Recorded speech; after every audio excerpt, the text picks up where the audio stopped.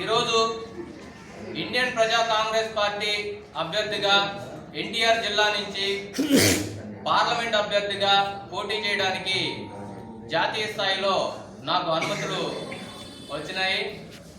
ఈ సందర్భాన్ని పురస్కరించుకొని దాదాపు 2 నెలల నుంచి కార్పొరేట్ నిర్మాణంలో భాగమైన మా 10 చట్టాలని అభివృద్ధి పరుచుకొని దాన్ని ప్రజల్లోకి తీసుకెళ్ళడానికి మంచి అవకాశం వచ్చినట్టుగా నేను భావిస్తున్నాను.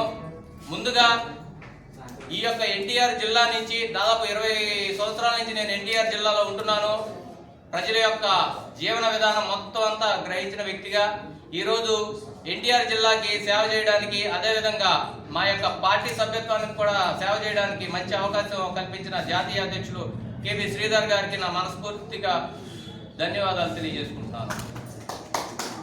అయితే ప్రతి నాయకుడు, ప్రతి వ్యక్తి అందరూ కూడా తన కులం ఏంటని చెప్పేసి ఒక అడ్డుకట్ట వేస్తున్నారు. అందుకని మీడియా ముఖంగా అందరి ముందు నేను ఈ రోజు నుంచి నా కులం యొక్క అస్తిత్వ కార్డుని వదులుకుంటున్నాను. నేను వదులుకోకపోతే రేపు పార్లమెంట్కి వెళ్లాల్సిన నైతిక విలువ నాకు లేకుండా పోతుంది. ఎందుకంటే అన్ని కులాల నుంచి, అన్ని వర్గాల నుంచి ఓట్లు వేయించుకొని ఏదో ఒక కుల వర్గంతో నేను పోటీ చేయడానికి సిద్ధంగా లేను. అందరు ప్రజలు నాకు కావాలి.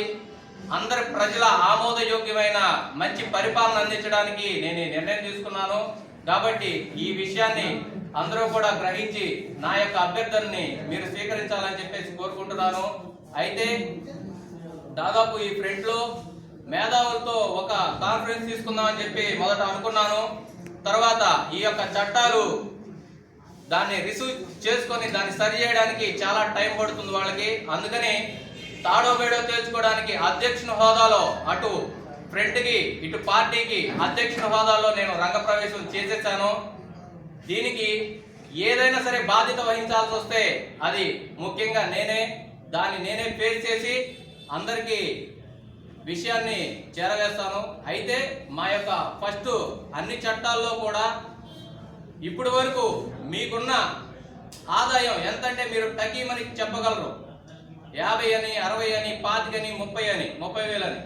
కానీ మా యొక్క చట్టాల్లో మేము గనక అధికారంలోకి వస్తే మీకు ఎంత ఆదాయం అవుతుందో కాకుండా మీకు ఎంత ఖర్చు అవుతుందో మేము చూపించేస్తాం. ఒక 2 సంవత్సరాల పాటు మీకు ఎంత ఖర్చు అవుతుంది రోజుకి అనే ఆదాయం సంబంధించిన లెక్కలన్నీ కూడా మీకు చూపించే విధంగా మా యొక్క చట్టాలు ఉన్నాయి. అందుకని ఇలాంటి చట్టాలతో మేము వెళ్తున్నాం. కాబట్టి ఉత్తమమైన పార్లమెంటేరియన్ గా ఎదగడానికి నా వంతుగా నేను మొదటి స్టెప్ తీసుకున్నాను. ఈ చట్టాల్లో రైతు రుణమాఫీ కానివ్వండి, బడా కార్పొరేట్లకి చేసే రుణమాఫీ కానివ్వండి, ఏదైనా సరే పబ్లిక్ అమౌంట్ తో చేస్తున్నారు, రైతుల అమౌంట్ తో కాదు. అలాగే కార్పొరేట్ అమౌంట్లతో కాదు, పబ్లిక్ అమౌంట్ తో చేస్తారు. అదంతా మీ మీదే ఉంది. కానీ కొన్ని ఉచితాలని చెప్పేసి మీలో ప్రవేశపెట్టి అలా చేస్తున్నారు. కాబట్టి వాళ్ళు ఇప్పటికీ కూడా వాళ్ళు సరిచేయలేని పరిస్థితిలో ఉన్నారు. అందరూ కూడా పాలకపక్షం కానీ, అధికార పక్షం కానీ, చట్టాలు కానీ. అందుకని మేము చట్టసభల్లో నీతిగా నిజాయితీగా వెళ్ళడానికి ఈ మార్గాన్ని ఎంచుకున్నాం. ఫస్ట్ ఆప్షన్ లోనే ఉంటుంది మాకు, తర్వాత ఆప్షన్ ఇలాగా ప్రతి చట్టం కూడా మాకు చాలా అమూల్యమైనది. దాని గురించి మేము రేపు ఎన్నికల్లో రంగప్రవేశం చేసి అందరికీ కూడా అర్థమయ్యేలాగా విడమర్చి చెప్తామని చెప్పేసి ఈ మీడియా ముఖంగా తెలియజేసుకుంటూ, నా పట్ల ఏదైనా వక్ర భాష్యాలు ఏమైనా వస్తే కూడా అవి కూడా మీరు కులపరంగా కానీ ఏదైనా సరే దాన్ని మీరు సరి చేస్తారని పూర్తి అచంచలమైన విశ్వాసంతో నేను మీ నుంచి సెలవు తీసుకున్నాను.